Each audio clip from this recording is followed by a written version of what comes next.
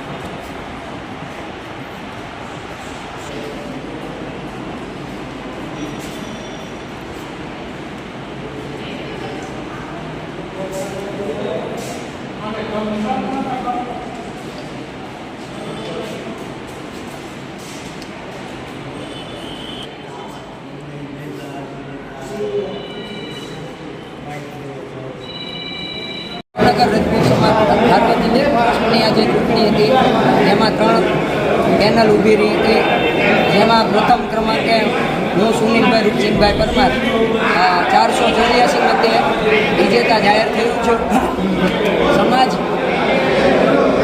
ને મને નવી જવાબદારી સોંપી છે, એ હું એક જવાબદારી મારી રીતે સંપૂર્ણ રીતે નિષ્ઠાપૂર્વક હું પૂરી પાડીશ। 5 વર્ષ દરમિયાન હું સમાજના જે કાંઈ ભાઈઓ બહેનો છે એનો પૂરો સહકાર લઈ અને સમાજનું જે કાંઈ કામ હશે એ હું પૂર્ણ કરીશ એવો મને વિશ્વાસ છે।